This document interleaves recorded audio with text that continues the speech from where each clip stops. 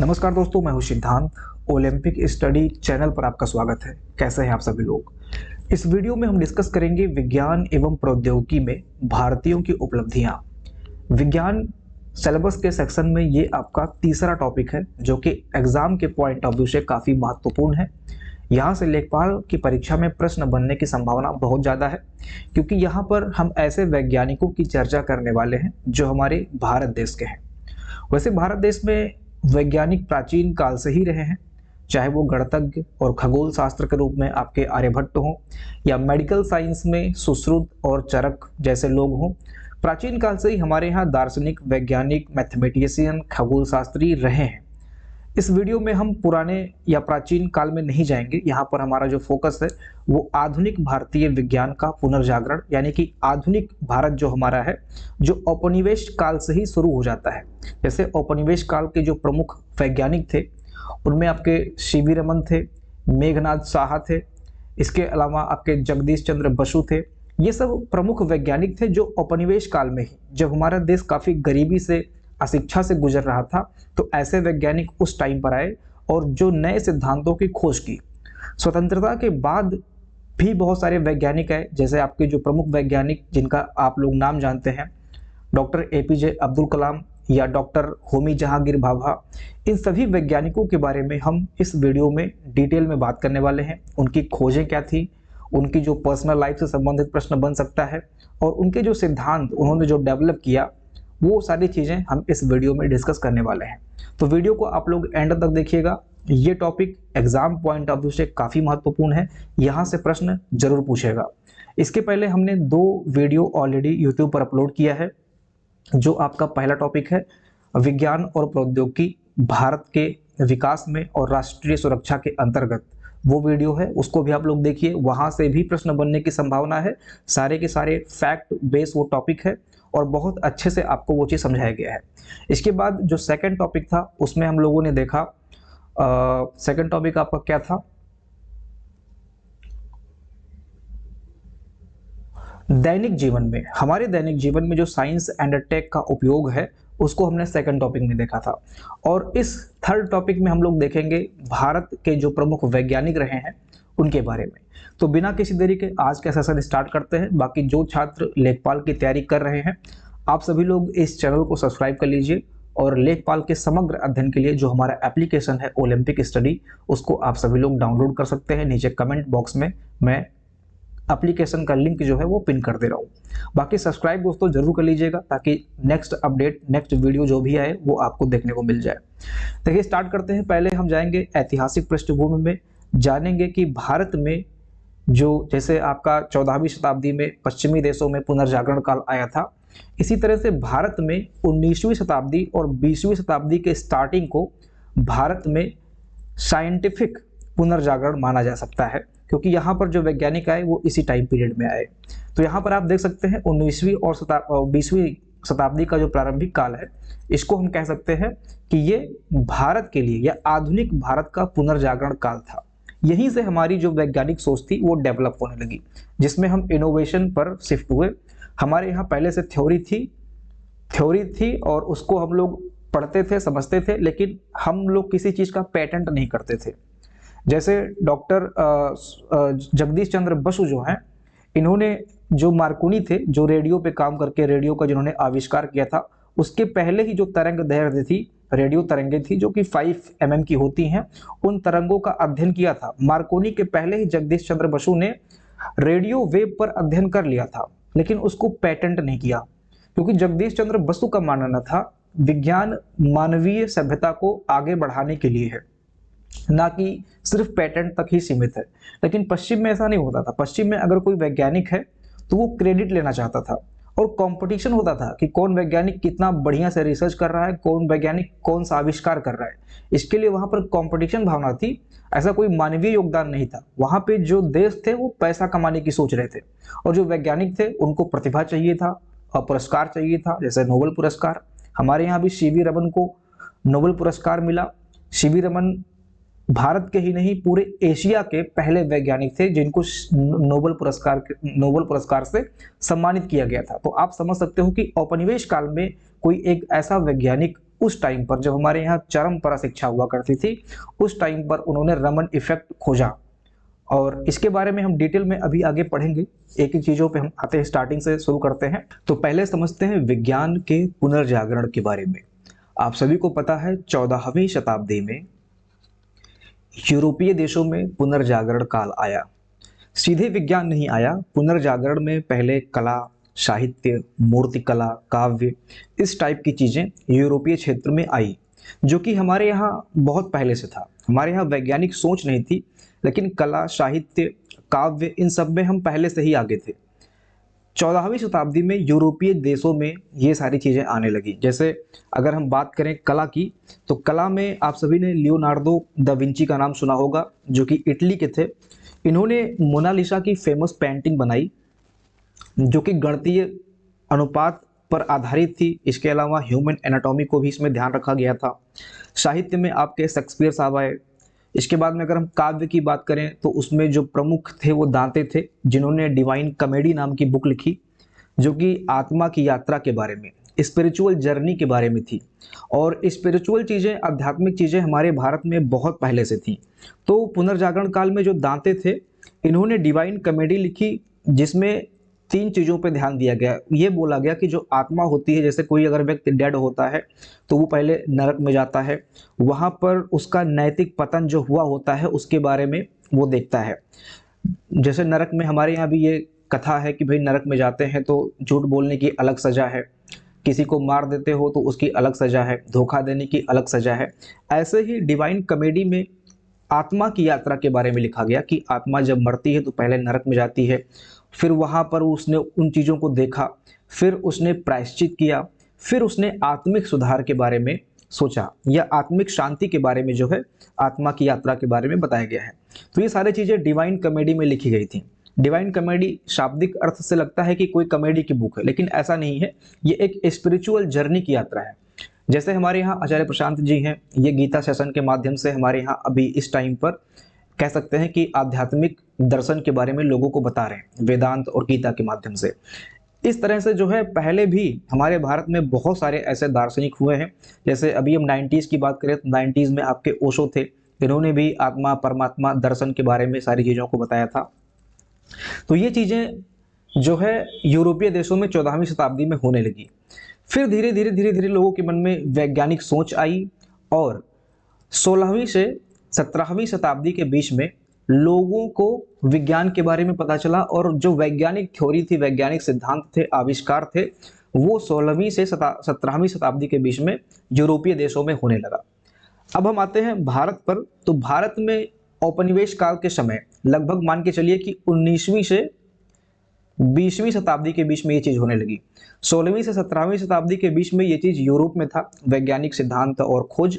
और 19वीं से 20वीं शताब्दी के बीच में जब हमारे वैज्ञानिकों ने चीज़ों को अध्ययन करना शुरू किया, तो यहाँ पर 19वीं से 20वीं शताब्दी के बीच में वैज्ञानिक सोच डेवलप हुई। इस तरह से संसाधनों की कमी होते हुए भी, औपनिवेशिक मानसिकता होते हुए भी, वैज्ञानिक संस्थान की कमी होते हुए भी हमारे यहाँ जो है वैज्ञानिक पुनर्जागरण काल शुरू हुआ। अगर हम बात करें संसाधनों की कमी, तो उस टाइम पर जब औपनिवेश काल था, तो उस टाइम पर ना लैब थी, ना कोई उपकरण हुआ करते थे, ना सरकार के माध्यम से फंड मिलता था। माध्यम सिर्फ किताबें थी, हिंदी और इंग्लिश मीडियम। अशिक्षा बहुत ज़्यादा थी, और जो किताबें थी वो अंग्रेजों वाली किताबें थी और इंग्लिश मीडियम में थी। तो कहीं ना कहीं लैंग्वेज भी बैरियर था, जो नए लोग थे वो नहीं सीख सकते थे। तो जिनको इंग्लिश आती थी उन्होंने बुक्स का अध्ययन किया और नए नए जो है सिद्धांतों को डेवलप किया। संस्थानों के अभाव थे उस टाइम पर, कोई संस्था नहीं थी, ना आज के टाइम की तरह आईआईटी था, ना आईआईएस था, ना मेडिकल संस्थान था, ना सीएसआईआर था। इस तरह से उस टाइम पर कोई संस्था नहीं थी। 1942 में सीएसआईआर की जाके स्थापना हुई थी, तो इसके पहले कोई संस्था नहीं थी।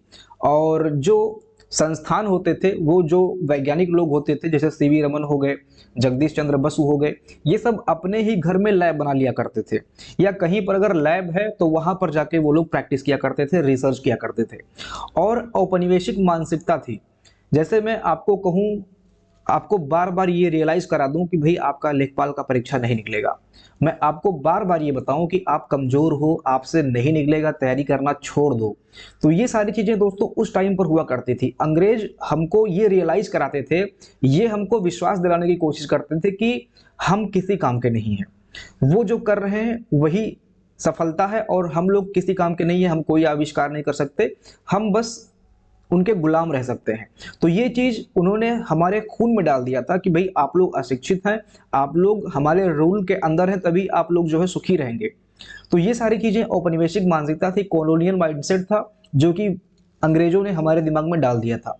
इन सब के होते हुए हमारे जो वैज्ञानिक थे, जो मौलिक प्रतिभा यानी कि इंटेलेक्चुअल कॉन्सेप्ट से, कैपेसिटी से भरे हुए थे, उन्होंने वैज्ञानिक सोच को वैश्विक स्तर पर ले जाने की कोशिश की। तो आज इन्हीं सब वैज्ञानिक के बारे में हम डिस्कस करेंगे, जिसमें जो हमारे पहले वैज्ञानिक हैं जिनके बारे में हम पढ़ने वाले हैं वो है सर चंद्रशेखर वेंकट रमन, जिनको शॉर्ट में हम लोग सर सीवी रमन कहते हैं। और यही वो वैज्ञानिक थे जो भारत में नहीं पूरे एशिया के पहले वैज्ञानिक थे जो हमारे यहाँ नोबेल पुरस्कार लेके आए। तो आप समझ सकते हो कि कितना बड़ा इनका योगदान हमारे भारतीय वैज्ञानिक क्षेत्र में रहा है। तो इनका जन्म 1888 में हुआ था।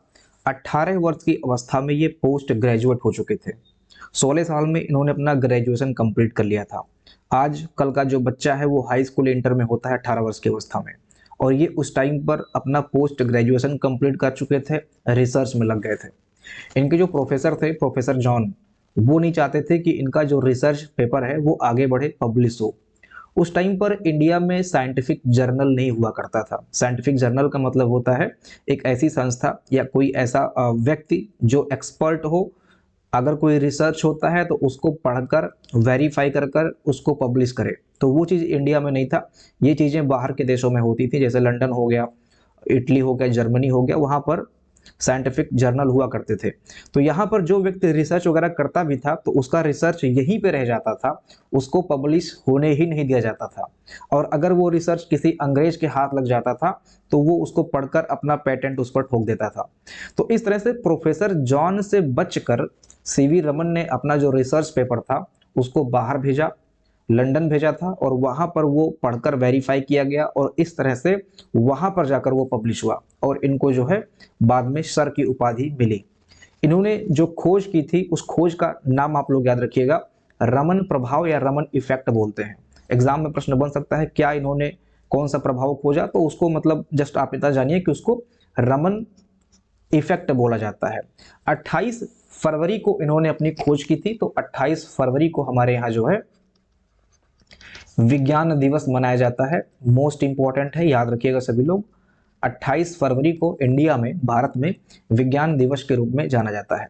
ठीक है, अगर हम बात करें इनके जो खोज थी उसकी व्याख्या की अगर हम बात करें तो इन्होंने प्रकाश के बारे में अध्ययन किया। जो प्रकाश की प्रकृति होती है, उसकी जो विशेषताएं होती हैं, उसके बारे में इन्होंने अध्ययन किया कि जब कोई प्रकाश किसी ट्रांसपेरेंट मटेरियल से गुजरता है, जैसे एक कांच का टुकड़ा आप मान लीजिए यहाँ पे रखा हुआ है, ठीक है, एक ट्रांसपेरेंट कांच का टुकड़ा यहाँ पे रखा हुआ है, तो यहाँ पे जो प्रकाश गुजरता है यहाँ से,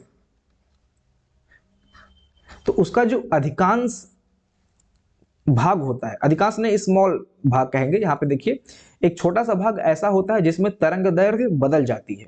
तो उसकी जो तरंग दैर्घ्य होती है वो थोड़ी सी चेंज हो जाती है। जो इसकी तरंग दैर्घ्य पहले थी, कांच से गुजरने के पहले जो इसकी तरंग दैर्घ्य थी वो कांच से गुजरने के बाद चेंज हो जाती है, और यह बदला हुआ प्रकाश प्रकीर्णित प्रकाश कहलाता है, यानी कि स्कैटर्ड लाइट कहलाता है। और इसी घटना को रमन इफेक्ट बोला गया। इसी इफेक्ट के माध्यम से यह बताया गया कि समुद्र का रंग जो है वो नीला क्यों होता है। इसके अलावा आसमान भी जो नीला दिखता है, पहले ये मानते थे लोग कि जो समुद्र है वो नीला इसलिए दिखता है क्योंकि आसमान नीला है। आसमान नीला है तो उसी का छाप समुद्र पे पड़ रहा है, इसलिए समुद्र भी नीला है। लेकिन बाद में ये बताया गया कि जो प्रकाश आता है आसमान से, सूर्य से निकल के, वो पानी पर पड़ता है। पानी चूंकि ट्रांसपेरेंट होता है तो वहां पर जो नीले रंग का तरंग दैर्घ्य होता है उस हिसाब से जो है इन्होंने बताया, वहां पर जो तरंग दैर्घ्य चेंज हुआ प्रकाश का, उस हिसाब से इन्होंने बताया कि जो पानी का रंग होता है वो नीला होता है। और यही घटना जो है रमन इफेक्ट कहलाया। ठीक है, वैज्ञानिक महत्व इसका दोस्तों ये है, जो इन्होंने खोज की उसका वैज्ञानिक महत्व मॉलिक्यूलर स्ट्रक्चर को समझने में और पावरफुल एनालिटिक टूल यानी कि शक्तिशाली वैज्ञानिक उपकरण जो बनते हैं जिसमें प्रकाश की प्रकृति वगैरह का काम होता है, वहां पर इनके वैज्ञानिक खोज का महत्व पड़ता है। और इसके अलावा कई जगह पे एप्लीकेशन भी है, रासायनिक विश्लेषण में इसका यूज होता है, विज्ञान सामग्री में और चिकित्सा निदान में, मेडिकल डायग्नोसिस में इस इफेक्ट और इस उपलब्धि का हम लोग उपयोग करते हैं। ठीक है, ऊपर मैंने बताया कि विज्ञान के क्षेत्र में नोबेल पुरस्कार प्राप्त करने वाले ये एशिया के पहले वैज्ञानिक थे। तो इस तरह से आपने सीवी रमन के बारे में जितने भी महत्वपूर्ण फैक्ट हो सकते थे वो आपने जाने। अब हम आते हैं अपने अगले वैज्ञानिक की तरफ, जो कि हैं जगदीश चंद्र बोस। इनका जन्म 1858 में हुआ था, ढाका में हुआ था। अभी तो बांग्लादेश में ढाका है, लेकिन उस टाइम पर औपनिवेश काल था तो इंडिया का ही पार्ट हुआ करता था। ये मल्टी टैलेंटेड यानी कि बहुमुखी प्रतिभा के धनी व्यक्ति थे। ये फिजिक्स में, वनस्पति विज्ञान में, इसके अलावा जो रेडियो तरंगे होती हैं उस पर अपना खोज इन्होंने दिया। ये पहले वैज्ञानिक थे जिन्होंने बताया कि पौधे भी संवेदनशील होते हैं, पौधों में भी जीवन होता है, और इसको इन्होंने सिद्ध किया। और इन्होंने ही कैस्कोग्राफ यंत्र जो होता है उसका आविष्कार किया, जो पौधे की वृद्धि, सांस, इन चीजों को मेजर करता है। 1895 में इलेक्ट्रोमैग्नेटिक तरंगों का वायरलेस संचार प्रदर्शन किया। 5 mm की जो रेडियो तरंगे होती हैं उनका इन्होंने अध्ययन किया, लेकिन इन्होंने पेटेंट नहीं लिया। और उस चीज का अब पेटेंट लिया नहीं कि मिला नहीं वो अलग बात है। मैंने आपको बताया कि यहाँ पर रिसर्च वगैरह होता था तो बाहर भेजना पड़ता था पेटेंट लेने के लिए, उसको बाहर पब्लिश कराना होता था क्योंकि इंडिया में साइंटिफिक जर्नल नहीं था। तो उस चीज का फायदा जो है मार्कोनी ने लिया। इन्होंने जो रिसर्च वगैरह किया था मार्कोनी ने उसी को पढ़ा और उसके माध्यम से जो है आगे चल के रेडियो का आविष्कार हुआ। रेडियो का आविष्कार मार्कोनी ने किया, ये कई बार एग्जाम में पूछा गया है। तो जो आविष्कार है वो मार्कोनी ने किया था, लेकिन इसके पीछे जो सैद्धांतिक सोच है, जो रिसर्च वगैरह है, वो पहले ही जगदीश चंद्र बसु कर चुके थे। ठीक है, जैसे ईसीजी होता है वो दिल की धड़कन को मेजर करता है, ऐसे ही जो कैस्कोग्राफ होता है वो पौधों की सूक्ष्म वृद्धि को 10,000 गुना तक मेजर करता है। यानी कि पहले कुछ डिवाइसेस रही होंगी, उससे 10,000 गुना बेहतर यंत्र इन्होंने बनाया जिसको कैस्कोग्राफ बोला जाता है। और 1917 में दोस्तों, इसको भी याद रखिए, 1917 में इन्होंने बोस संस्थान की स्थापना जो है कलकत्ता में की थी। तो ये इसके बारे में इनके बारे में ये कुछ प्रमुख उपलब्धियां जो मैंने आपको बताई, और वही सारी चीजें दोस्तों यहाँ पर लिखी गई हैं, जो कि आपको जब आप बैच वगैरह में जुड़ते हैं तो पीडीएफ आपको वहां पे दे दिया जाएगा। कुछ बच्चे पूछते हैं कि पीडीएफ कहाँ मिलता है, तो पीडीएफ दोस्तों जो हमारा बैच है लेखपाल का, उसी में आपको दिया जा रहा है। इसमें आप देख सकते हैं वायरलेस संचार में योगदान 1895 में इन्होंने इस पे योगदान दिया, मिलीमीटर तरंगों का प्रयोग किया और वायरलेस संचार का इन्होंने प्रदर्शन किया। यह मार्कोनी से पहले किया गया था। और जो उपकरण इन्होंने बनाया उसका नाम आप लोग ध्यान रखिए, कोहेरर उपकरण का नाम था जो इन्होंने बनाया था। रेडियो तरंगों का पता लगाना, वायरलेस सिग्नल डिटेक्शन, ये सारी चीजें यहाँ पर आप देख सकते हैं। इसके अलावा अगर आप बात करेंगे पादप जीव विज्ञान में योगदान, तो पौधों की संवेदनशीलता यानी कि प्लांट सेंसिटिविटी के बारे में इन्होंने बताया। कैस्कोग्राफ जो डिवाइस है, उपकरण है, इसका इन्होंने खोज किया। और पौधों की सूक्ष्म प्रतिक्रियाओं को मापना, ये इन्होंने जो है बताया। उत्तेजनाओं में प्रतिक्रिया यानी कि जो पौधे होते हैं वो प्रकाश में अलग प्रतिक्रिया देते हैं, उत्तेजना में अलग प्रतिक्रिया देते हैं, दर्द जैसी अनुभूति उनके अंदर होती है, यानी कि उनके अंदर भी पेन होता है, लाइक जैसा रिस्पॉन्स होता है। तो ये सारी चीजें जगदीश चंद्र बोस ने जो है इसको बताया। इसके बाद में दोस्तों हमारे जो नेक्स्ट वैज्ञानिक हैं ये हैं आपके सत्येंद्र नाथ बोस। इनका जन्म 1894 में हुआ था और इन्होंने क्वांटम यांत्रिकी यानी कि क्वांटम मैकेनिक्स या क्वांटम फिजिक्स में अपना योगदान दिया। इन्होंने एक नए पदार्थ की अवस्था का खोज किया जिसे बीईसी कहते हैं। बीईसी कहते हैं, वैसे सिंपली सभी लोग जानते हैं कि पदार्थ की 3 अवस्थाएं होती हैं, सॉलिड, लिक्विड और गैस। इसके अलावा थोड़ा सा जो और जानते होंगे उनको पता है कि चौथी अवस्था होती है, उसको प्लाज्मा कहते हैं। इन्होंने एक नई अवस्था जिसको 5वीं अवस्था बताया गया उसकी खोज की, जिसे बीईसी कहते हैं। इसका फुल फॉर्म है बॉस आइंस्टाइन कंडेंसेशन। ये कब बनता है? ये पदार्थ की अवस्था तब बनती है जब पदार्थ या कण को अत्यंत निम्न ताप पर किया जाता है। जैसे किसी कण को या पदार्थ को अत्यंत निम्न ताप पर जब ले जाते हैं तो वो कण क्वांटम अवस्था की तरह व्यवहार करने लगता है, जिसको पदार्थ की पांचवी अवस्था बोला गया। यानी कि प्रकाश के कण जैसा व्यवहार करने लगता है, वही आपका जो है पदार्थ की पांचवी अवस्था है। ये खोज दोस्तों आपके सत्येंद्र नाथ बोस ने किया था। ठीक है, अब आप यहाँ पे देख सकते हैं ये शोध जो है 1924 में हुआ था। फोटॉन के व्यवहार पर इन्होंने अपना शोध पत्र दिया, और जो बॉस आइंस्टाइन सांख्यिकी का आधार बना आगे चल के, और इसी के सिद्धांत के अनुसार आगे चल के बॉस आइंस्टाइन कंडेंसेट आया, जिसको बीईसी बोलते हैं, और ये आपका पदार्थ की पांचवी अवस्था बनी। और जो पॉल डिराक हैं, इन्होंने इस अवस्था को, यानी कि जो कण पांचवी अवस्था में चले जाते हैं, ऐसे कण को बोसॉन नाम दिया। बोसॉन यानी कि बॉस और आइंस्टाइन दोनों को मिलाकर बोसॉन शब्द बनाया। पॉल डिराक ने इसको बोला था, जो बॉस आइंस्टाइन सांख्यिकी का पालन करते हैं। ठीक है, ये जो बॉस आइंस्टाइन स्टैटिस्टिक इन्होंने बनाया था कि निम्न ताप पर जाने के बाद पदार्थ क्वांटम की तरह व्यवहार करने लगते हैं, ऐसे फॉलो करने वाले पदार्थ कणों को जो है बोसॉन शब्द दिया गया नाम। ठीक है, इसके बाद में आपके नेक्स्ट जो वैज्ञानिक हैं, जिनका नाम है मेघनाद साहा। मेघनाद साहा के बारे में हम देखते हैं, इन्होंने तारों का अध्ययन किया। तारों की जो संरचना होती है, तारों का जो व्यवहार होता है, इसके अलावा तापमान विज्ञान पर भी इन्होंने अपना शोध किया। जैसे तारे आपको पता है, जब आप जमीन से देखते हैं तारों को, तो ये सफेद दिखते हैं, नीला दिखते हैं, इसके अलावा लाल भी कोई तारा दिखता है। तो इसको इन्होंने समझाया कि ताप के व्यवहार के अनुसार जो तारे होते हैं वो दिखते हैं। जैसे लाल, नीला, सफेद, ये ताप के व्यवहार के अनुसार डिसाइड होता है। और एक समीकरण इन्होंने दिया था जिसका नाम है साहा समीकरण। साहा समीकरण, जैसे थर्मामीटर से हम लोग ताप नापते हैं, ऐसे ही इस समीकरण के माध्यम से तारों की प्रकृति को नापकर यह बताया जाता है कि सफेद, नीला और लाल तारे क्यों दिख रहे हैं। ठीक है, इन्होंने तारों का बेसिकली अध्ययन किया था। खगोल भौतिकी में इनका योगदान था। तो इनका जीवन काल जो था, इसको आप लोग देख लीजिए। 1893 में इनका जन्म हुआ था, 1956 तक के टाइम पीरियड है इनका। इसके बाद में इन्होंने साहा आयनीकरण समीकरण दिया। वर्ष 1920 में यह समीकरण आया था। यह समीकरण तारों के स्पेक्ट्रा, तापमान और उनके बीच का संबंध बताता है। इससे खगोलविदों को तारों की रासायनिक स्थिति, भौतिक स्थिति समझने में सहायता मिली। इसके अलावा मेघनाद साहा की जो राष्ट्रीय भूमिका है, भारत में आधुनिक खगोल भौतिकी के विकास के ये वास्तुकार बोले जाते हैं। जो आधुनिक खगोल भौतिकी है उसके ये वास्तुकार बोले जाते हैं। रिवर प्लानिंग के क्षेत्र में भी इनका जो है योगदान रहा था। अब हम देखते हैं भारत के एक बहुत ही प्रसिद्ध मैथमेटिशियन के बारे में। इनका नाम आप सभी लोगों ने पहले भी सुना होगा, श्रीनिवास रामानुजन। इनका जन्म तमिलनाडु में हुआ था। तमिलनाडु में इनका जन्म हुआ था। पहले ये मद्रास प्रेसिडेंसी के नाम से जाना जाता था। तमिलनाडु, आज का जो तमिलनाडु, वो पहले मद्रास प्रेसिडेंसी था औपनिवेश काल में। और जो जन्म तिथि थी इनकी, इसको भी आप लोग याद रखिएगा, महत्वपूर्ण है, इसलिए आपको लिखवा रहा हूँ। 1887 तो इनका सन हो गया, लेकिन ये जो 22 दिसंबर है ये बहुत ही महत्वपूर्ण दिन है।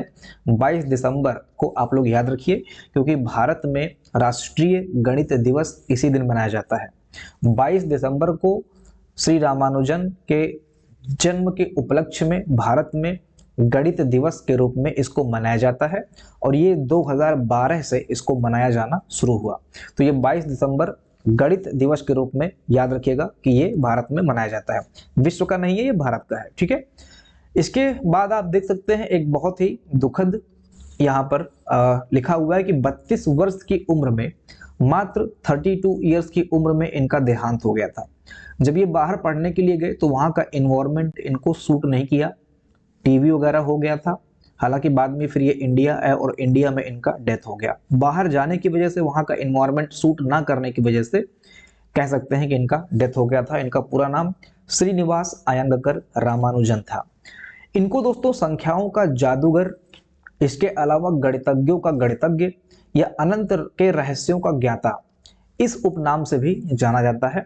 और यहाँ पर आप एक चीज देख रहे हैं, the man who knew infinity, इस नाम से इन पर एक दोस्तों फिल्म भी आई है। 2015 में वो फिल्म रिलीज हुई थी, यूट्यूब पर पड़ी हुई है। अगर कोई छात्र इंटरेस्टेड है इनके बारे में डिटेल में या अच्छे से समझने में, तो उनकी जीवनी को उस फिल्म में बहुत अच्छे से दर्शाया गया है। तो आप सब लोग वो फिल्म जरूर देखिए, the man who knew infinity. 2015 date check कर लीजिएगा, ठीक है, क्योंकि बहुत सारी ऐसी चीज़ें हो जाती हैं, कभी कभी पुरानी फिल्म को 2015 करके डाल के अपलोड कर देते हैं, तो आप 2015 क्लियर कर लेना और वो फिल्म देख लेना, the man who new infinity के नाम से वो फिल्म है, ठीक है।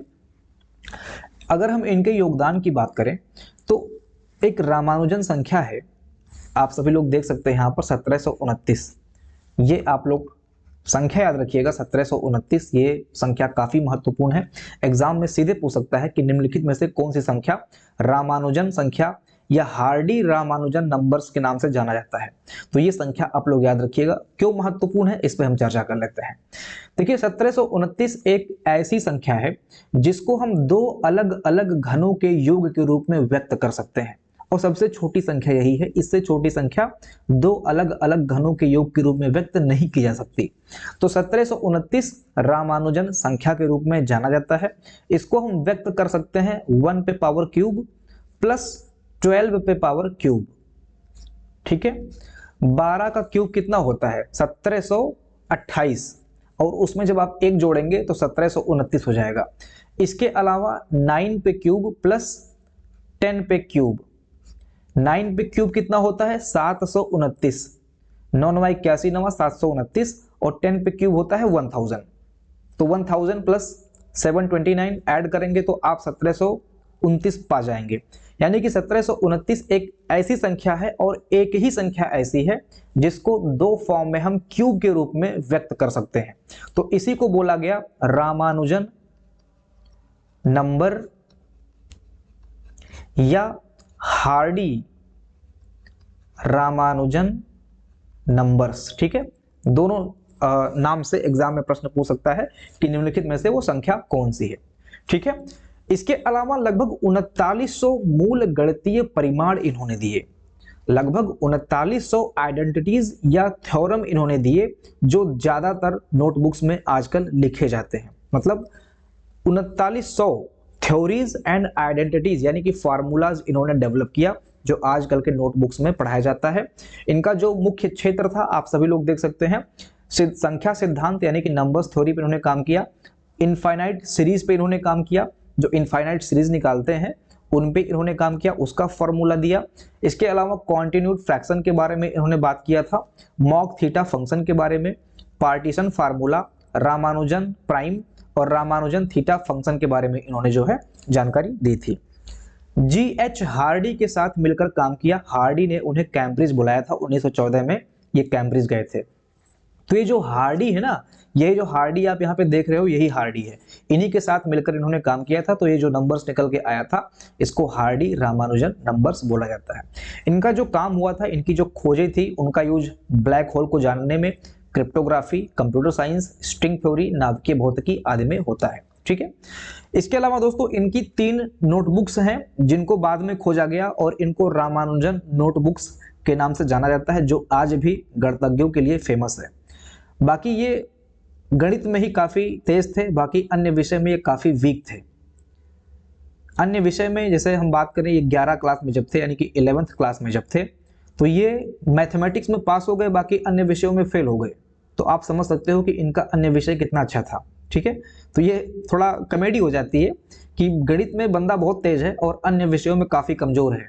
अन्य विषय में ये इस हद तक कमजोर थे कि जब ये विश्वविद्यालय में गए तो इनके मेधावी प्रतिभा की वजह से इनको स्कॉलरशिप मिली।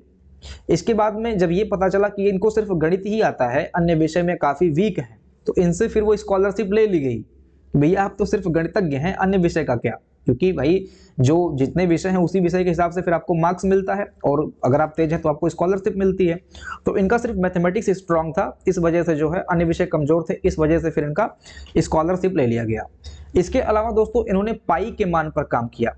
पाई का मान आप सभी लोगों को पता है, पाई के मान 3.14 होता है, कितना होता है एग्जैक्ट, ठीक है 141 ऐसे का कुछ होता है, या 171 जो भी है, एग्जैक्ट मुझे भी याद नहीं आ रहा, पढ़ाते समय कुछ चीजें भूल जाती हैं। तो जो पाई का मान है इसको इन्होंने 17 तरह से निकालना बताया, 17 तरीके इन्होंने बताया कि पाई के मान को आप फाइंड कर सकते हैं। और पाई के मान को ये 2-3 डिजिट तक फाइंड नहीं करने की बात हो रही है, यहाँ पर पाई के मान को 200 अंकों तक व्यक्त करने की बात हो रही है। मतलब 3.4134 ऐसे करके 200 अंकों तक, 300 अंकों तक या आगे, इस तरह से ऐसे फार्मूलेज इन्होंने डेवलप किए थे कि आप पाई के अंकों को कई संख्या तक मतलब ले जा सकते थे, 100, 150, 200 अंकों तक प्राप्त कर सकते थे, वो भी बहुत ही आसानी से। आप डाल के देखेंगे, जो इनका फॉर्मूला वगैरह है वो नेट पे अभी अवेलेबल है, देख के आपको डर लग जाएगा, मतलब इतने बड़े में है, ठीक है।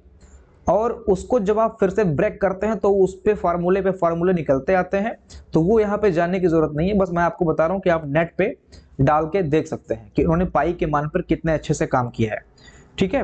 तो ये सारी चीजें हैं जो कि रामानुजन के बारे में आपको जाननी चाहिए, और त्रिकोणमिति में भी इनको काफी महारत हासिल था, ठीक है। अब हम आते हैं अपने नेक्स्ट साइंटिस्ट की तरफ, जो कि हैं शांति स्वरूप भटनागर। इनके बारे में भी आप लोगों ने सुना ही होगा। शांति स्वरूप भटनागर जी को हम पढ़ते हैं, एक सेकंड, चलिए। शांति स्वरूप भटनागर पूरा नाम जैसा कि आप यहाँ पे देख रहे हैं शांति स्वरूप भटनागर ही था, और 1894 में इनका जन्म हुआ था, भेरा में हुआ था, जो कि पाकिस्तान में है। और 1 जनवरी 1955 को इनका देहावसान हुआ था। भौतिक रसायन में यानी कि फिजिकल केमिस्ट्री में इनका योगदान था हमारे देश में, ठीक है। इसके अलावा दोस्तों आप लोग एक चीज और याद रखिएगा कि आधुनिक वैज्ञानिक अनुसंधान प्रणाली की ये जनक कहे जाते हैं। आधुनिक वैज्ञानिक अनुसंधान प्रणाली, आधुनिक वैज्ञानिक अनुसंधान प्रणाली के ये जनक कहे जाते हैं, ठीक है। इसके अलावा जो हमारा CSIR है, जिसकी स्थापना 1942 में हुई थी, इसके ये पहले डायरेक्टर जनरल थे या फाउंडर थे कह सकते हैं। ये इसके संस्थापक फाउंडर डायरेक्टर जनरल थे CSIR के, 1942 में जिसकी स्थापना हुई थी। एक सेकंड दोस्तों, बगल में डीजे चल रहा है, तो कहीं ऐसा ना हो कि ये क्लास डिस्टर्ब हो रही हो, तो जरा एक बार मैं चेक कर लूं कि क्या रिकॉर्डिंग डिस्टर्ब तो नहीं हो रहा है। ओके, अब हम थोड़ा सा फास्ट चलने की कोशिश करेंगे क्योंकि वीडियो काफ़ी लंबा हो रहा है और इसको एक वीडियो में कवर कराना संभव नहीं है, तो इसका एक पार्ट दोस्तों और आएगा। इस पार्ट में हम लोग जो औपनिवेशिक काल था आपका 1947 के पहले तक के जो वैज्ञानिक हुए थे उनकी चर्चा हम इस वीडियो में करेंगे। बाकी नेक्स्ट पार्ट में हम जो अन्य प्रमुख वैज्ञानिक है जो 1947 के बाद में आए, जैसे आपके डॉक्टर होमी जहांगीर भाभा हो गए, विक्रम साराभाई हो गए, इसके अलावा डॉक्टर APJ अब्दुल कलाम साहब हो गए, तो इनके बारे में हम लोग अगले वीडियो में डिस्कस कर लेंगे। तो वो वीडियो भी काफ़ी महत्वपूर्ण होगा, उस वीडियो को भी आप लोग जरूर देख लीजिएगा। यहाँ पर हम बात कर रहे हैं अभी शांति स्वरूप भटनागर के बारे में। तो यहाँ पर आप देख सकते हैं, मैंने जैसा कि आपको बताया जो CSIR की स्थापना हुई थी, इसके ये पहले फाउंडर जनरल डायरेक्टर जनरल थे। ये चीज आप लोग याद रखिएगा, CSIR के जो पहले फाउंडर डायरेक्टर जनरल थे वो शांति स्वरूप भटनागर थे। जैसा कि आपको पता है कि CSIR की स्थापना 1942 में हुई थी, ठीक है। ये भारत का सबसे बड़ा वैज्ञानिक अनुसंधान नेटवर्क है। भटनागर के पहल से NPCL यानी कि नेशनल फिजिकल लैबोरेटरीज, NCL यानी कि नेशनल केमिकल लैबोरेटरीज, CFTRI यानी कि central food technological research institute, CGCRI यानी कि central glass and ceramic research institute, इसके अलावा IIP जिसको हम कहते हैं इंडियन इंस्टीट्यूट ऑफ पेट्रोलियम, इन सभी इंस्टीट्यूट्स की स्थापना इनके अंडर में ही हुई। इसलिए भारत में इनको आर्किटेक्ट ऑफ साइंटिफिक इंडिया के नाम से जाना जाता है, ठीक है। आर्किटेक्ट ऑफ साइंटिफिक इंडिया के नाम से कौन से प्रसिद्ध वैज्ञानिक है पूछ सकता है एग्जाम में, तो आप लोग कहेंगे शांति स्वरूप भटनागर है, ठीक है। इसके अलावा दोस्तों इनके सम्मान और पुरस्कार के बारे में देखते हैं तो 1954 में इनको पद्म विभूषण पुरस्कार, जो कि दूसरा सर्वश्रेष्ठ पुरस्कार होता है, पहला आपका भारत रत्न होता है, इसके बाद पद्म विभूषण होता है, फिर आपका पद्म भूषण आता है, इसके बाद में पद्मश्री आता है। नंबर जैसे यहाँ पे विभूषण आप देख रहे हैं तो विभूषण 4 शब्द का है, ठीक है। इसके बाद आप भूषण देख रहे हैं, ठीक है, और इसके बाद में श्री देख रहे हैं। तो जैसे ये अक्षर घट रहे हैं वैसे ये जो है जो सम्मान होता है वो थोड़ा घटता जाता है। जैसे नंबर 1 पे आपका भारत रत्न होता है, ये तो नंबर 1 पे ही ये है, ठीक है। तो भारत रत्न, पद्म विभूषण, पद्म भूषण, इसके बाद में पद्मश्री, ये डिक्रीजिंग ऑर्डर है इसका, ऐसा इसको आप याद कर लीजिए। एग्जाम में पूछ सकता है कि किस नंबर का भारत रत्न या विभूषण या भूषण, इस तरफ से पूछ सकता है एग्जाम में, ठीक है। इसके अलावा भारत का सबसे प्रतिष्ठित विज्ञान पुरस्कार जो दिया जाता है भारत में, शांति स्वरूप भटनागर प्राइज दिया जाता है। ये भौतिक विज्ञान में दिया जाता है, रसायन विज्ञान में दिया जाता है, जैव विज्ञान, इंजीनियरिंग और चिकित्सा विज्ञान। यानी कि विज्ञान का जो सबसे बड़ा पुरस्कार हमारे इंडिया में है वो शांति स्वरूप भटनागर प्राइज के नाम से ही है। ठीक है, वैज्ञानिक अनुसंधान के लिए भी दिया जाता है और CSIR के द्वारा ये प्रदान किया जाता है। ठीक है, आगे बढ़े। इसके बाद में जो नेक्स्ट वैज्ञानिक है ये है आपके बीरबल साहनी। 1891 से 1949 तक का इनका टाइम पीरियड था। इन्होंने ये भारत के महान वनस्पति वैज्ञानिक और पॉलीबॉटनी यानी कि जीवाश्म पौधों का अध्ययन करने का इनको जनक माना जाता है। उनका योगदान भारतीय विज्ञान के इतिहास में महत्वपूर्ण है। आप इनका जन्म देख सकते हैं, 1891 में इनका जन्म हुआ था, भेरा में हुआ था, जो कि अभी पाकिस्तान में है, जैसा कि हमने पिछली बार भी इसको डिस्कस किया था। इनका जो क्षेत्र था वनस्पति विज्ञान पॉलीबॉटनी में इनका जो है क्षेत्र विशेष पहचान इनकी इसी से थी। भारत में जीवाश्म पौधों के वैज्ञानिक अध्ययन की नींव रखने वाले ये पहले वैज्ञानिक थे। जीवाश्म पौधे जो मिट्टी के नीचे हजारों साल से दबे होते हैं, उन पौधों के बारे में इन्होंने अध्ययन किया था। प्रारंभिक शिक्षा इनकी जो है कैम्ब्रिज विश्वविद्यालय भारत में प्रारंभिक हुई थी। इसके बाद में उच्च शिक्षा के लिए कैम्ब्रिज विश्वविद्यालय, लंदन विश्वविद्यालय में गए और अन्य अंतर्राष्ट्रीय वैज्ञानिक जहां पे ट्रेनिंग सेंटर वगैरह होता है वहां से इन्होंने ट्रेनिंग ली। पॉलीबॉटनी में इनका कार्य था, जीवाश्म वनस्पति में इनका कार्य था। गोंडवाना युग के पौधों पर शोध, जो गोंडवाना युग है जो काफी हजारों साल पुराना है, उनके पौधों पर शोध। भारतीय उपमहाद्वीप में भूवैज्ञानिक, वनस्पति इतिहास की वैज्ञानिक व्याख्या, ये सारी चीजें आप लोग देख सकते हैं इनके खोज के बारे में। इसके बाद में इन्होंने बीज पौधों पर भी यानी कि सीड प्लांट्स पे भी खोज किया। प्राचीन बीज पौधों की संरचना, विकास क्रम पर इनका अध्ययन था। आधुनिक वनस्पति विज्ञान को जीव विज्ञान, जीवाश्म विज्ञान से इन्होंने जोड़ा था। ठीक है, एक सबसे महत्वपूर्ण जो डेटा है जो यहाँ से प्रश्न बन सकता है एग्जाम में, वो ये है कि Birbal Sahni institute of paleo science की स्थापना कहाँ पर हुई है, तो ये लखनऊ में हुई है और ये एग्जाम में पूछा भी गया है, इसलिए कह रहा हूँ मोस्ट इंपॉर्टेंट है। ठीक है, Birbal Sahni institute of paleo science यानी कि BSIP की स्थापना या संस्था कहाँ पर है, तो ये लखनऊ में है। पहले इसका नाम Birbal Sahni institute of paleo botany था, अभी इसको पेलियो साइंस के नाम से जाना जाता है। आज यह भारत का सबसे प्रमुख जीवाश्म विज्ञान शोध संस्थान है। यह उनका सबसे अस्थायी और ऐतिहासिक योगदान है, किसका? बीरबल साहनी का। तो Birbal Sahni institute of paleo science, फिर से रिपीट कर रहा हूँ, लखनऊ में है, महत्वपूर्ण है, याद कर लीजिए आप लोग। आगे बढ़े।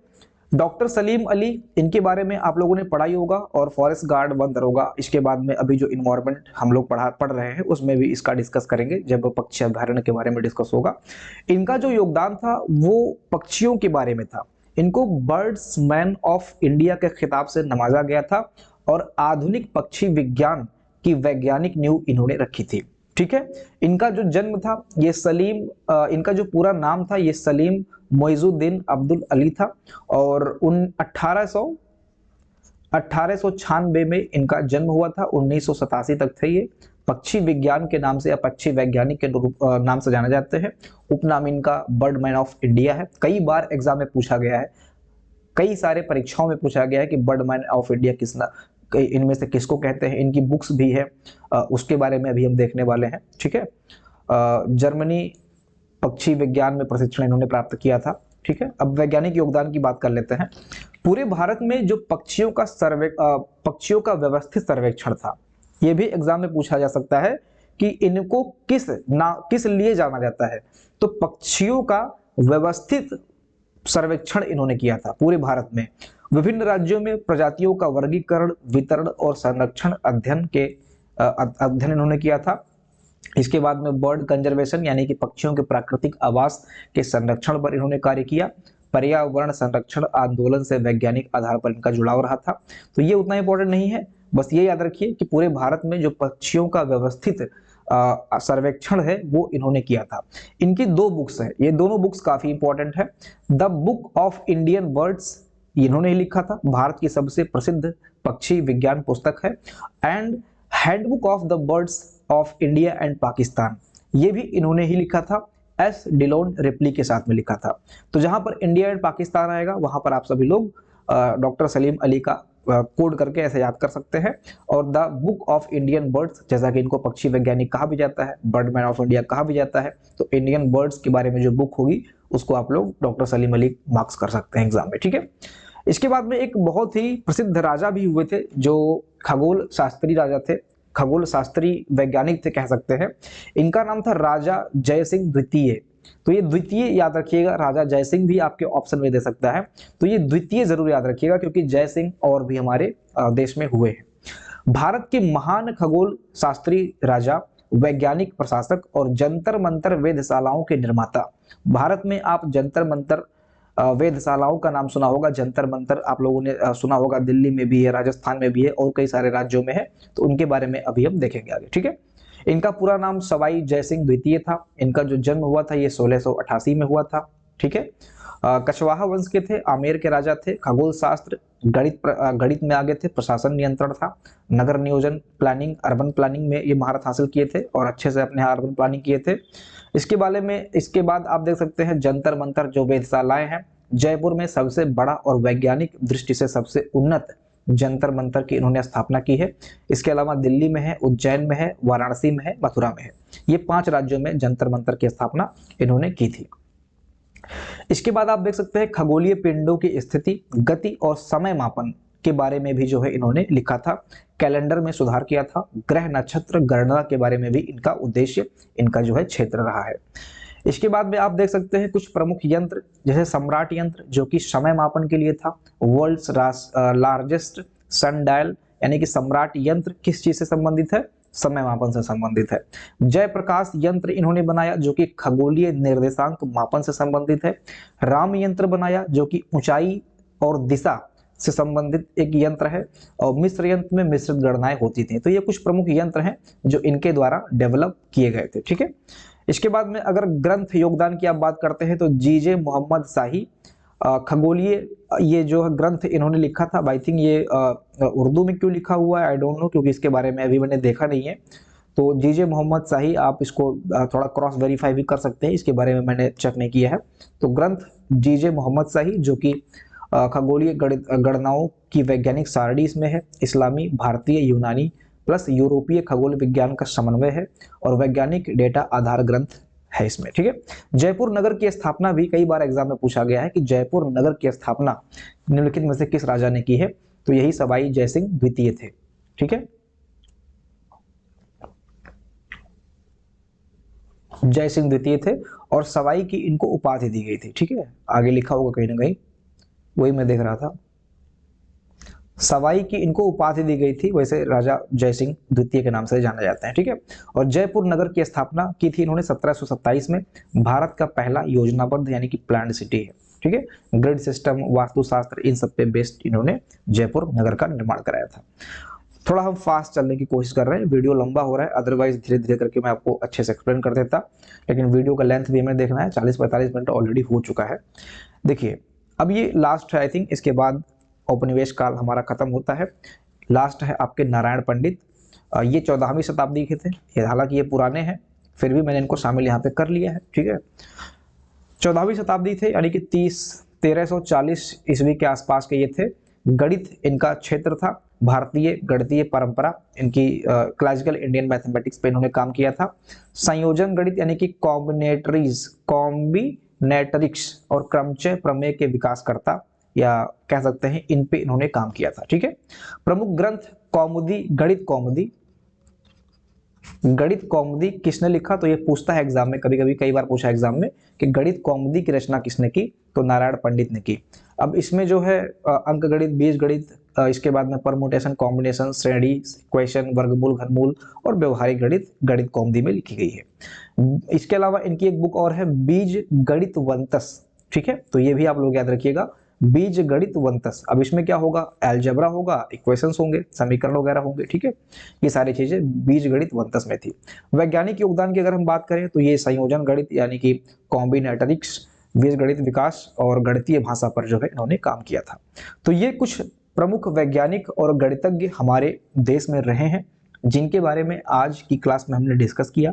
नेक्स्ट क्लास में स्वतंत्रता प्राप्ति के बाद के जो हमारे वैज्ञानिक हैं, जैसा कि मैंने आपको बताया, डॉक्टर साराभाई हो गए, इसके अलावा डॉक्टर होमी जहांगीर भाभा हो गए, डॉक्टर एपीजे अब्दुल कलाम हो गए, रमन्ना हो गए और भी कई सारे वैज्ञानिक हुए हैं, उनके बारे में हम लोग डिस्कस करेंगे, ठीक है। तो आप अगर आपको ये क्लास अच्छी लगी होगी तो कृपया करके इसको लाइक करें, चैनल को सब्सक्राइब करें, प्लेलिस्ट आप लेखपाल का जरूर चेक कर लीजिएगा, अगर हो सके तो शेयर भी कर दीजिएगा। मिलते हैं नेक्स्ट सेशन में, अपना ध्यान रखिएगा। जय हिंद।